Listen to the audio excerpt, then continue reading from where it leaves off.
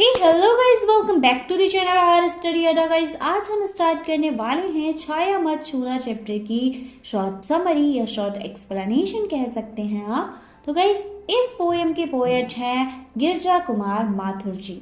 तो आइए फटाफट से चलते हैं कि भाई क्या बताया गया है। तो इस पोएम में हमारे पोएट बताते हैं कि किसी भी मनुष्य को बीते हुए लम्हों को याद करके अपना भविष्य यानी अपना प्रेजेंट खराब नहीं करना चाहिए, अपने प्रेजेंट की ओर ज्यादा ध्यान देना चाहिए। पोएट कहते हैं कि अपने अतीत को याद करके कोई भी इंसान कभी भी अपना भला नहीं कर पाया है, बल्कि मन को दुखी कर लेता है। हमारे जीवन में बहुत सारी रंग बिरंगी यादों की सुहावनी बेला होती है, जिसके सहारे कोई कोई इंसान अपना पूरा जीवन बिता देता है। बट पोएट कहते हैं कि वो क्षण यानी वो टाइम बीत चुका है।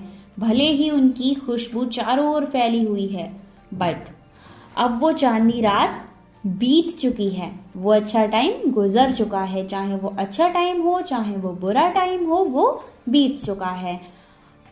अब उन लम्हों की यादें या फिर सुगंध मात्र ही बची हुई है। उनको याद कर सकते हो या फिर उन लम्हों को महसूस कर सकते हो।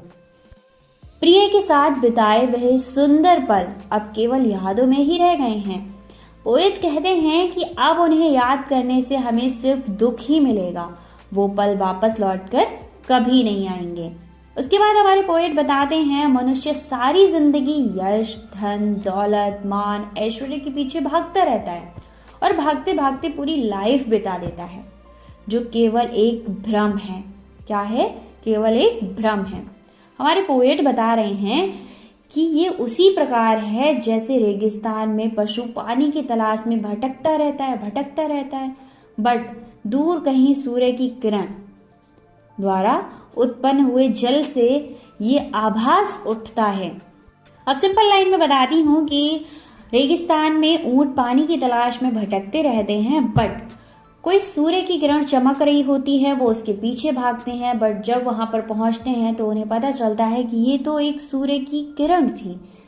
इससे ये पता चलता है कि हम जितना मान, सम्मान, संपत्ति, इन सारी चीजों को लेना चाहेंगे ना, उतना ही हमारी चाहत इनके प्रति बढ़ती जाएगी और ज्यादा बढ़ती जाएगी। इनका कोई भी एंड नहीं है। जिस तरह हर चांदनी रात के बाद अमावस्या की रात आ ही जाती है। आप सब जानते हैं कि हर चांदनी रात के बाद अमावस्या की रात आती है।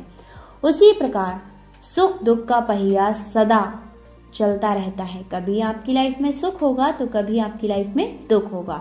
इसीलिए हमारे पोएट हमें धरातल पर जीने की सलाह दे रहे हैं कि भाई केवल और केवल जमीन पर आए हो तो जीने के लिए आओ।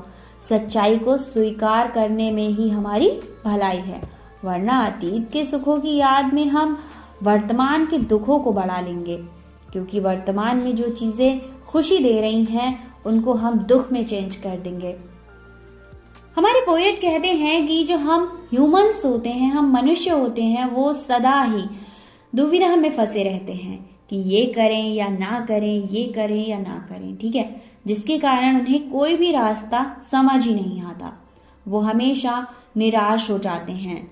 जीवन में कुछ मिलता नहीं, और अगर कुछ मिल भी जाता है तो वो अपने शारीरिक सुखों को तो प्राप्त कर लेते हैं, बट जो उनका मन होता है वो कभी भी संतुष्ट नहीं हो पाता। आप खुद से ही पूछ लीजिए, आज आपके पास आईफोन है तो कल और अच्छा फोन चाहिए, परसों और अच्छा फोन चाहिए, तो आपका मन कभी भी संतुष्ट नहीं होता।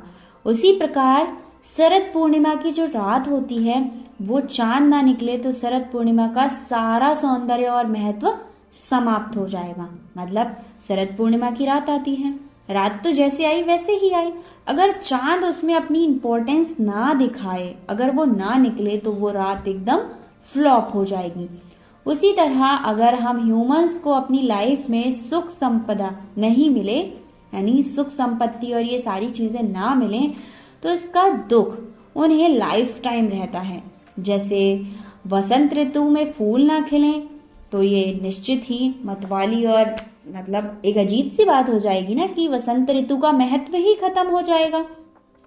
उसी प्रकार हम ह्यूमंस को भी अगर अतीत में जो कुछ मिलना चाहिए था वो ना मिले, ठीक है, तो हमारा मन उसे सोचकर हमेशा उदास होता रहता है, क्योंकि हमें तो हमेशा बहुत सारी चीजें चाहिए होती हैं।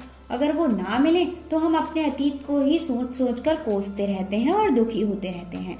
इसीलिए हमें अपने अतीत को भूल जाना चाहिए और प्रेजेंट में जीना चाहिए और अपनी लाइफ को अच्छी बनाने की कोशिश करनी चाहिए। तो आई होप आपको ये चैप्टर समझ आया होगा, छाया मत छूना। मिलते हैं नेक्स्ट चैप्टर में। और अगर आपको क्लास 10 सारे चैप्टर्स की शॉर्ट समरी चाहिए तो आप मेरे डिस्क्रिप्शन को एक बार चेक कर लीजिए, वहां पर प्लेलिस्ट लिंक मिल जाएगा। Thank you so much.